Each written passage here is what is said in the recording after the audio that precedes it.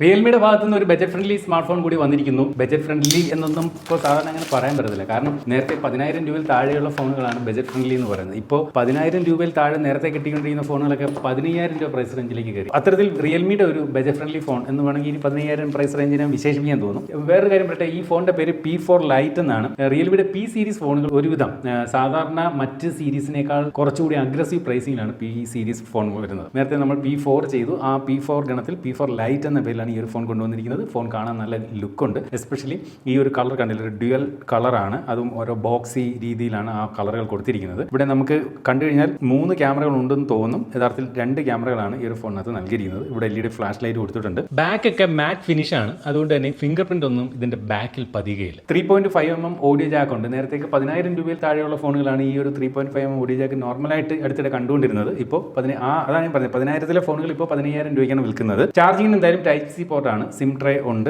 Speaker grill ഇവിടെയാണ് കാണുന്നത്. SIM tray ഏത് ടൈപ്പ് ആണെന്ന് നോക്കാം. ഹൈബ്രിഡ് സിം സ്ലോട്ടാണ്. ഇവിടെ വല സൈഡിലായിട്ട് നോക്കുമ്പോൾ ഇവിടെ വോളിയം റോക്കേസും പവർ ബട്ടണുമാണ് ഇവിടെ ഇങ്ങനെ കൊടുത്തിരിക്കുന്നത്. എന്തായാലും ഫോൺ അത്യാവശ്യം കാണാൻ നല്ല ലുക്ക് ഉണ്ടെന്നുള്ളത് പറയട്ടെ. ഫോണിന്റെ ബാക്ക് പ്ലാസ്റ്റിക് ആണ്. അതുപോലെ ഫോൺ 8.4 മില്ലിമീറ്റർ ആണ് തിക്നെസ് വരുന്നത്. 212 ഗ്രാം വെയിറ്റ് ഉണ്ട്. വെയിറ്റ് നമുക്ക് നല്ല രീതിയിൽ അറിയാൻ സാധിക്കുന്നുണ്ട്. കാരണം 7000 mAh ബാറ്ററിയാണ് ഇതിനകത്ത് കൊടുത്തിരിക്കുന്നത്. അതുകൊണ്ടായിരിക്കാം ഇത്രയും വെയിറ്റ് വന്നിട്ടുള്ളത്. ഇനി ഈ ഒരു ഫോണിന്റെ ഡിസ്പ്ലേയിലേക്ക് വന്നു കഴിഞ്ഞാൽ വാട്ടർ ഡ്രോപ്പ് നോച്ചാണ്. 2026 വാട്ടർ ഡ്രോപ്പ് നോച്ചോ എന്ന് ചോദിക്കുന്നവരുണ്ടാകും. അങ്ങനെയുള്ളവർക്ക് കമന്റ് ഇടാവുന്നതാണ്. അതുപോലെ ഇതിന്റെ ഈ ഒരു ബസ്സിൽ നോക്കി, സാധാരണ ഇപ്പോൾ വരുന്ന പല ഫോണുകളെ അപേക്ഷിച്ച് അല്പം ബസ്സിൽ കൂടുതലാണ്. ഒരു ആവറേജ് സൈസ് ഉണ്ട്. ഈ ചിഹ്നം കണ്ടില്ലേ, കുറച്ച് കൂടുതലാണ്. പക്ഷേ LCD ഡിസ്പ്ലേ ആണ്.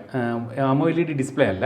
ഞാൻ പറഞ്ഞില്ലേ, നേരത്തെ 10,000 രൂപ പ്രൈസ് റേഞ്ചിൽ താഴെ വരുന്നതാണ് LCD ഡിസ്പ്ലേ. അതിപ്പോൾ 15,000 താഴെയുള്ള ഫോണുകളിലേക്ക് വന്നിട്ടുണ്ടെന്ന് കരുതിയാൽ മതി. LCD ഡിസ്പ്ലേ ആണെങ്കിൽ ഡിസ്പ്ലേക്ക് വലിയ കുഴപ്പമൊന്നും പറയാനില്ല, വലിയ കുറ്റമൊന്നും ഈ പ്രൈസ് പോയിന്റിൽ നമുക്ക് പറയാനില്ല എന്നുള്ളതാണ്. എങ്കിലും വാട്ടർ ഡ്രോപ്പ് നോച്ച് മാറി ഒരു പഞ്ച് ഹോൾ ക്യാമറ കൊടുത്തിരുന്നെങ്കിൽ കുറച്ചുകൂടെ ബെറ്റർ ആയിരുന്നേനെ എന്ന് എനിക്കൊരു അഭിപ്രായമുണ്ട്. LCD ഡിസ്പ്ലേ ആണെങ്കിലും ഈ ഒരു ഫോൺ 144 ഹെർട്സിന്റെ റിഫ്രഷ് റേറ്റ് ഉണ്ട്. അതുകൊണ്ട് തന്നെ ആ ഡിസ്പ്ലേ ഭാഗം കുറച്ചും കൂടി ഒരു റെസ്പോൺസീവ് ആണെന്ന് വേണമെങ്കിൽ പറയേണ്ടി വരും. ഇതിന്റെ ഒരു മാക്സിമം ബ്രൈറ്റ്നസ് എന്ന് പറയുന്നത് 900 nits ആണ്. ഔട്ട്ഡോർ വിസിബിലിറ്റിക്ക് ഒന്നും വലിയ കുഴപ്പമൊന്നുമില്ല. തരക്കേടില്ലാത്ത ഡിസ്പ്ലേ. നമുക്ക് വന്നിരിക്കുന്ന വേരിയന്റ് എന്ന് പറയുന്നത് 6GB റാമും 128GB ഇന്റർണൽ സ്റ്റോറേജും വരുന്ന വേരിയന്റ് ആണ്. ഈ ഒരു ഫോണിനകത്ത് നൽകിയിരിക്കുന്ന പ്രോസർ എന്ന് പറയുന്നത് MediaTekന്റെ Dimensity 6300 എന്ന് പറയുന്ന പ്രോസറാണ്. ഈ ഒരു ഫോണിന്റെ AnTuTu സ്കോർ നമ്മൾ ഇവിടെ ടെസ്റ്റ് ചെയ്ത് നോക്കി. ഏകദേശം ഈ കാണുന്നതാണ് എന്റെ ഒരു റിസൾട്ട്. അതായത് 5.4 lakh ആണ് ഈ ഒരു ഫോണിനകത്ത് AnTuTu സ്കോർ ആയിട്ട് വന്നിരിക്കുന്നത്. അപ്പോൾ ഇതിനെപ്പറ്റി പറയുകയാണെങ്കിൽ ഈ Dimensity 6300 എന്ന പ്രോസർ നേരത്തേക്ക് 10,000 രൂപ പ്രൈസ് റേഞ്ചിൽ വരുന്ന ഫോണായിരുന്നു. ഇപ്പോൾ അറിയാമല്ലോ, നമുക്ക് ഈ പ്രൈസ് സെഗ്മെന്റ് എല്ലാം കൂടി. നേരത്തെ 10,000 ആണ്, ഇപ്പോഴത്തെ 15,000. നേരത്തെ 15,000 ഫോണുകളാണ്, ഇപ്പോഴത്തെ 20,000. എല്ലാം കൂടി. അപ്പോൾ ഇവരുടെ തന്നെ P3 Lite എന്ന് പറയുന്ന കഴിഞ്ഞ വർഷത്തെ ഫോൺ ഉണ്ട്. അത് അണ്ടർ 10,000 വന്നതാണ്. അതിൽ വന്ന സെയിം പ്രോസറാണിത്. അപ്പോൾ അതാണ് ഇപ്പോൾ 15,000 താഴെ വന്നിരുന്ന പ്രൈസ് റേഞ്ചിലെ ഉള്ള ഫോണിലും അവർ കൊടുത്തിരിക്കുന്നത്. ഇപ്പോൾ എല്ലാ ബ്രാൻഡുകളും ഇങ്ങനെ തന്നെയാണ്.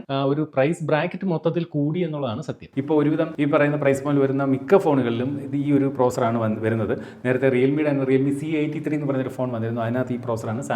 സാംസങ് ഗാലക്സി M17E എന്ന് പറയുന്നൊരു ഫോൺ വന്നു. അതിലും MediaTekന്റെ Dimensity 6300 എന്ന് പറയുന്ന പ്രോസറാണ്. അത്യാവശ്യം തരക്കേടില്ലാത്ത ഒരു പ്രോസറാണ് ഈ ഒരു ഫോണിനകത്ത് നൽകിയിരിക്കുന്നത്. അതുപോലെ CP ത്രോട്ട്ലിംഗ് ടെസ്റ്റ് നടത്തി നോക്കി. ത്രോട്ട്ലിംഗ് ഇഷ്യൂസ് ഒന്നുമില്ല. ഏകദേശം 91% ബെറ്റർ ആയിട്ടുള്ള ഒരു റിസൾട്ട് തന്നെയാണ് നമുക്ക് ഈ ഒരു ഫോണിനകത്ത് ലഭിക്കുന്നത്. ഈ ഫോണിന്റെ ഏറ്റവും വലിയ ഹൈലൈറ്റ് ആയിട്ട് എനിക്ക് പറയാനുള്ളത് 7000 mAh ബാറ്ററി കപ്പാസിറ്റി ഉണ്ട് എന്നുള്ളതാണ്. 15 വാട്ടിന്റെ ചാർജറാണ് പക്ഷേ കൊടുത്തിരിക്കുന്നത്. ഈ ഒരു 15 വാട്ടിന്റെ ചാർജർ ഉപയോഗിച്ചുകൊണ്ട് 7000 mAh ബാറ്ററി ചാർജിന് എങ്ങനെയായാലും നല്ല സമയമെടുക്കും. 7000 mAh ബാറ്ററി കൊടുത്ത സ്ഥിതിക്ക് എങ്ങനെയായാലും ഒരു 35 വാട്ടിന്റെ ചാർജർ എങ്കിലും കൊടുക്കണമായിരുന്നു എന്നാണ് എൻ്റെ അഭിപ്രായം. ഇനി ക്യാമറയിലേക്ക് വന്നു കഴിഞ്ഞാൽ ബാക്കിൽ 13 MP ഒരു പ്രൈമറി ക്യാമറയും അതുപോലെ ഒരു ഡെപ്ത് സെൻസറുമാണ് ഈ ഒരു ഫോണിനകത്ത് കൊടുത്തിരിക്കുന്നത്. സെൽഫി എടുക്കുന്നതിന് വേണ്ടി 5 MP വാട്ടർ ഡ്രോപ്പ് നോച്ച് ക്യാമറയാണ് ഫോണിനകത്ത് കൊടുത്തിരിക്കുന്നത്. ഈ ഒരു ഫോണിന്റെ ക്യാമറ പെർഫോമൻസിനെ പറ്റി പറഞ്ഞാൽ ഞാൻ ഇവിടെ നിരവധി ഫോട്ടോകൾ എടുത്തു നോക്കി. ഈ പ്രൈസ് പോയിന്റിലും മികച്ച ക്യാമറ എന്ന് വേണമെങ്കിൽ പറയേണ്ടി വരും. സാധാരണ ഈ പ്രൈസ് പോയിന്റിൽ കിട്ടുന്ന ഒരു ക്യാമറ അല്ല ഇതിന്റെ ഒരു പെർഫോമൻസ് എന്ന് പറയുന്നത്. നല്ല കുറച്ചുകൂടെ ബെറ്റർ ആയിട്ടുള്ള ഒരു പെർഫോമൻസ് ആണ് ക്യാമറ. ഒരു ഭയങ്കര സംഭവമൊന്നും അല്ലെങ്കിലും ഒരു 15,000 രൂപയിലും കുറച്ചുകൂടി ഒരു 17,000-18,000 രൂപയിൽ വില വരുന്ന ഫോണുകളൊക്കെ തരുന്ന തരത്തിലുള്ള ഒരു ക്യാമറ പെർഫോമൻസ് തരുന്നുണ്ട്. ഫോട്ടോകളൊക്കെ ഇതിനകത്ത് എടുക്കുന്നത് ഞാൻ വലിയ കുറ്റമൊന്നും പറയില്ല. പിന്നെ ഇച്ചിരി സാച്ചുറേഷൻ കൂടുതലായിട്ട് കാണുന്നുണ്ട്. എസ്പെഷ്യലി ഈ പച്ചച്ചെടികളുടെയൊക്കെ ആ പച്ച കളറൊക്കെ കൂടുതലായിട്ട് പോപ്പപ്പ് ചെയ്ത് നിൽക്കുന്നതായിട്ട് തോന്നുന്നുണ്ട്. പിന്നെ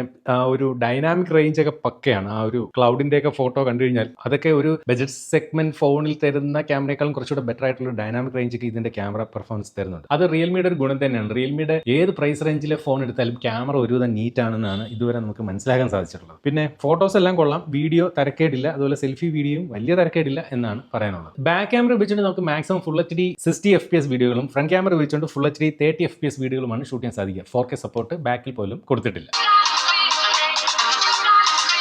മോണോ സ്പീക്കറാണ്. സൗണ്ട് ക്വാളിറ്റി അത്ര ബെറ്റർ ഒന്നുമല്ല, പക്ഷെ ഭയങ്കര സൗണ്ട്, കാതടപ്പിക്കുന്ന സൗണ്ടാണ്. കേട്ടില്ലേ, ആ ക്വാളിറ്റി എനിക്ക് ഒട്ടും സൗണ്ടിൻ്റെ അങ്ങോട്ട് ഇഷ്ടപ്പെട്ടില്ല. ഒരുമാതിരി എന്താ പറയുക, ട്രബിൾ കൂടിയ ഒരു സൗണ്ടാണ് മൊത്തത്തിൽ ഈ ഒരു സ്പീക്കർ സെറ്റ് തരുന്നത്. ഫോണിനകത്ത് നൽകിയിരിക്കുന്ന യൂസർ ഇന്റർഫേസ് എന്ന് പറയുന്നത് റിയൽമി UI 7 ആണ് കൊടുത്തിരിക്കുന്നത്. ആൻഡ്രോയിഡ് വെർഷൻ 16 തന്നെ ലേറ്റസ്റ്റ് തന്നെയാണ് ഫോണിനകത്ത് കൊടുത്തിരിക്കുന്നത്. അതുപോലെ ബ്ലോട്ട് വേസുകളെ പറ്റി പറഞ്ഞാൽ ഇത്രയും ആപ്ലിക്കേഷൻസ് ആണ് മൊത്തത്തിൽ ഈ ഒരു ഫോണിനകത്ത് വന്നിരിക്കുന്നത്. ഒരുപാട് അങ്ങ് ബ്ലോട്ട് വേസ് ഒന്നും ഇല്ല. സാധാരണ ഈ പ്രൈസ് പോയിന്റിലൊക്കെ റിയൽമി പണ്ട് ഒരു ഇതിന്റെ ഇരട്ടി ബ്ലോട്ട് വേസുകൾ കൊടുക്കുമായിരുന്നു. പക്ഷെ അങ്ങനെ ഒരുപാട് ബ്ലോട്ട് വേസുകളൊന്നും ഇല്ല. എന്നാൽ ഇല്ലേന്ന് ചോദിച്ചാൽ ഉണ്ട് താൻ. എന്തായാലും ഒരുപാട് കൂടുതലായിട്ടില്ല. അതുപോലെ ഈ ഹോട്ട് ആപ്സ്, ഹോട്ട് ഗെയിംസ് അങ്ങനെയുള്ള സംഭവങ്ങളൊന്നും എന്തായാലും ഇല്ല. അപ്പോൾ ഒരുവിധം ഈ പ്രൈസ് പോയിന്റിൽ ക്ലീൻ ആണെന്ന് വേണമെങ്കിൽ പറയേണ്ടി വരും. ഫോൺ അതുപോലെ IP64 dust and water resistance ആണ് നൽകിയിരിക്കുന്നത്. ഫോണിനകത്ത് NFC സപ്പോർട്ട് കൊടുത്തിട്ടില്ല. അതുപോലെ ഇതിനകത്ത് കോൾ റെക്കോർഡിംഗ് ഫീച്ചർ ഉണ്ട്. റിയൽമിയുടെ UIക്കകത്ത് കോൾ റെക്കോർഡിംഗ് ഫീച്ചർ വരുന്നുണ്ട്. റിയൽമി ഒരു 5 മാസം മുമ്പ് ഇതിന്റെ മുൻഗാമിയായിട്ടുള്ള P3 ലൈറ്റ് അവതരിപ്പിച്ചിരുന്നു. അപ്പോൾ P3 ലൈറ്റിൽ നിന്നും എന്തൊക്കെ വ്യത്യാസങ്ങളാണ് P4 ലൈറ്റിലേക്ക് വന്നിരിക്കുന്നത് ചോദിച്ചു കഴിഞ്ഞാൽ 6.67 ഇഞ്ചിന്റെ HD+ LCD ഡിസ്പ്ലേ ആയിരുന്നു P3 ലൈറ്റ്. ഇവിടെ ഒരു സ്ക്രീൻ സൈസ് ഒരു അല്പം 6.8 ഇഞ്ച് വന്നിട്ടുണ്ട്. ഇതും HD+ IPS LCD ഡിസ്പ്ലേ ആണ്. അതിൽ റിഫ്രഷ് ആയിട്ട് വന്നിട്ട് P3 ലൈറ്റിൽ നിന്നേക്കാൾ കൂടിയിട്ടുണ്ട്. 120 ഹെഡ്സ് ആയിരുന്നെങ്കിൽ ഇവിടെ 144 ഹെഡ്സ് ആയിട്ട് മാറി. P3 ലൈറ്റിൽ പഞ്ച് ഹോൾ ക്യാമറ ആയിരുന്നു, അതായിരുന്നു ബെറ്റർ. പക്ഷേ ഇവിടെ വാട്ടർ ഡ്രോപ്പ് നോച്ച് ആയിട്ട് ഡൗൺ ഗ്രേഡ് ചെയ്തിരിക്കുകയാണ്. അതുപോലെ രണ്ടിലും പ്രോസർ സെയിം ആണ്, MediaTek Dimensity 6300. അതുപോലെ P3 ലൈറ്റിൽ 32 മെഗാ പിക്സലിന്റെ ബാക്ക് ക്യാമറ ആയിരുന്നു കൊടുത്തിരുന്നത്. ഇവിടെ 13 മെഗാ പിക്സലിന്റെ ബാക്ക് ക്യാമറയിലേക്ക് ഡൗൺ ഗ്രേഡ് ആണ് വന്നിരിക്കുന്നത്. സെൽഫി ക്യാമറ P3 ലൈറ്റിൽ 8 മെഗാ പിക്സൽ ആയിരുന്നു, ഇവിടെ 5 മെഗാ പിക്സലിലേക്ക് ഡൗൺ ഗ്രേഡ് ആണ് ചെയ്തിരിക്കുന്നത്. 6000 mAh ബാറ്ററി ആയിരുന്നെങ്കിൽ ഇവിടെ 7000 mAh ബാറ്ററി ആയിട്ട് അപ്ഗ്രേഡ് ചെയ്തിട്ടുണ്ട്. 45 വാട്ടിന്റെ ഫാസ്റ്റ് ചാർജിംഗ് സപ്പോർട്ട് P3 ലൈറ്റിൽ കൊടുത്തിരുന്നെങ്കിൽ ഇവിടെ 15 വാട്ടിലേക്ക് ഡൗൺ ഗ്രേഡ് ആണ് വന്നിരിക്കുന്നത്. IP64 ആണ് രണ്ടിലും കൊടുത്തിരിക്കുന്നത്. അപ്പോൾ P3 ലൈറ്റ് എന്ന് പറയുന്നത് അണ്ടർ 10,000 അന്ന്, ഇപ്പോഴത്തെ വില എനിക്ക് നോക്കിയില്ല, അണ്ടർ 10,000 P3 ലൈറ്റ് അന്ന് പുറത്തിറക്കിയത്. ഇപ്പോൾ P4 ലൈറ്റ് അണ്ടർ 15,000 വരുന്നു. പക്ഷേ കാര്യങ്ങൾ നോക്കുമ്പോൾ പല കാര്യങ്ങളും ഡൗൺ ഗ്രേഡ് ആണ്, അപ്ഗ്രേഡിനേക്കാളും വന്നിരിക്കുന്നതെന്നും കാണാൻ സാധിക്കുന്നുണ്ട്. അറ്റ്ലീസ്റ്റ് ഈ ഒരു വാട്ടർ ഡ്രോപ്പ് നോച്ച് ഒഴിവാക്കാമായിരുന്നു എന്നാണ് എനിക്ക് റിയൽമിയോട് പറയാനുള്ളത്. പക്ഷേ ഈ പ്രൈസ് പോയിന്റിൽ ഞാൻ പറഞ്ഞില്ല, ഇപ്പോൾ നേരത്തെ 10,000 രൂപയിൽ താഴെ കിട്ടിക്കൊണ്ടിരിക്കുന്ന ഫോണുകളൊക്കെ ഇപ്പോൾ 10,000 പുറത്താണ് അതിൻ്റെ ഒരു വില. എനിക്ക് തോന്നുന്നു P3 ലൈറ്റ് തന്നെയാണ് എന്തായാലും P4 ലൈറ്റിനേക്കാളും ബെറ്റർ. ഇപ്പോഴും അത് കിട്ടുന്നുണ്ടെങ്കിൽ അണ്ടർ 10,000 പ്രൈസ് റേഞ്ചിൽ കിട്ടുന്നുണ്ടെങ്കിൽ അത് തന്നെയാണ് ഇപ്പോഴും ഇതിനേക്കാളും ബെറ്റർ. കാരണം പലതിലും ഡൗൺ ഗ്രേഡ് ആണ് P4 ലൈറ്റിലേക്ക് വന്നിരിക്കുന്നത്. ഇതിന്റെ കുറവുകൾ എന്തെന്ന് പറഞ്ഞു കഴിഞ്ഞാൽ 15 വാട്ടിന്റെ ഫാസ്റ്റ് ചാർജറേ കൊടുത്തിട്ടുള്ളൂ. 7000 mAh ബാറ്ററി കപ്പാസിറ്റി കൊടുത്തിട്ടുണ്ടെന്നുള്ള സത്യമാണ്. പക്ഷേ ഒരു അറ്റ്ലീസ്റ്റ് 45 വാട്ടിന്റെ ഫാസ്റ്റ് ചാർജിംഗ് സപ്പോർട്ട് കൊടുക്കണമായിരുന്നു. അതുപോലെ ബാക്ക് ക്യാമറയിൽ പോലും 4K റെസൊല്യൂഷൻ സപ്പോർട്ട് കൊടുത്തിട്ടില്ല. അതുപോലെ LCD ഡിസ്പ്ലേ ആണ്, HD+ റെസൊല്യൂഷനേ ഉള്ളൂ എന്നുള്ളത് വേണമെങ്കിൽ കുറവാന്ന് പറയാം. അതുപോലെ വാട്ടർ ഡ്രോപ്പ് നോച്ച് അതൊരു വലിയ കുറവ് തന്നെയാണ്. ഈ പ്രൈസ് പോയിന്റിലൊക്കെ പഞ്ച് ഹോൾ ക്യാമറ വരുന്ന നിരവധി ഫോണുകളുണ്ട്. മോണോ സ്പീക്കറേ ഉള്ളൂ, NFC ഇല്ല, തുടങ്ങിയാണ് ഈ ഒരു ഫോണിന്റെ കുറവ്. അടുത്തായിട്ട് ഈ ഒരു ഫോണിന്റെ പ്രൈസിംഗ് ആണ്. ഇതിന്റെ ബേസ് വേരിയന്റ് സ്റ്റാർട്ട് ചെയ്യുന്നത് പറയുന്നത് 4GB RAM 64GB internal variant ആണ്. ഈ ഒരു ബേസ് വേരിയന്റിന്റെ വില എന്ന് പറയുന്നത് 12,999 രൂപയാണ്. അപ്പോൾ 12,999 നമുക്ക് P4 ലൈറ്റ് എന്ന ഈ ഒരു 5G സ്മാർട്ട് ഫോൺ വാങ്ങാം. അതുപോലെ നിങ്ങൾക്ക് സ്റ്റോറേജ് ഓപ്ഷൻ ഇത് പോരാ, 64GB പോരാ എങ്കിൽ നിങ്ങൾക്ക് 4GB RAM തന്നെയുള്ള 128GBയുടെ ഹയർ ഓപ്ഷൻ ഉണ്ട്. അതിന്റെ വില എന്ന് പറയുന്നത് 13,999 രൂപയും ഏറ്റവും ഹയർ വേരിയന്റായ 6GB RAM വിത്ത് 128GBയുടെ വില 15,999 രൂപയാണ്. എന്റെ അഭിപ്രായത്തിൽ 15,999 രൂപ കൊടുത്തുകൊണ്ട് ഈ വാട്ടർ ഡ്രോപ്പ് നോച്ച് മേടിക്കുന്ന കാര്യമില്ല. ബേസ് വേരിയന്റ് നോക്കുന്നതായിരിക്കും നല്ലത്. അതുകൊണ്ട് തന്നെ 4GB RAM 64GBയുടെ ബേസ് വേരിയന്റ് വില 12,999 രൂപയാണ്. 13,000 രൂപയാണ് ഈ ഒരു ഫോണിന്. അപ്പോൾ ഈ ഒരു പ്രോഡക്റ്റിനെ കുറിച്ച് എന്ത് തോന്നുന്നു? എന്നേക്കാൾ മികച്ച റിവ്യൂസ് നിങ്ങളാണ്. ഈ പ്രോഡക്റ്റിനെ കുറിച്ച് നിങ്ങൾ ഈ വീഡിയോയിൽ നിന്ന് മനസ്സിലാക്കിയത് എന്ത്, നിങ്ങൾക്ക് ഇഷ്ടപ്പെട്ടോ ഇല്ല എല്ലാം നിങ്ങൾക്ക് വീഡിയോ താഴെ കമന്റ് രേഖപ്പെടുത്താം. അപ്പോൾ ഇതുപോലെ മനോഹരമായിട്ടുള്ള അല്ലെങ്കിൽ ഇതിൽ മനോഹരമായിട്ടുള്ള മറ്റൊരു പ്രോഡക്റ്റിന്റെ വിശേഷമായിട്ട് നമുക്ക് അടുത്ത വീഡിയോയിൽ വീണ്ടും കാണാം. അതുവരെ സ്റ്റേ സേഫ്, ബൈ.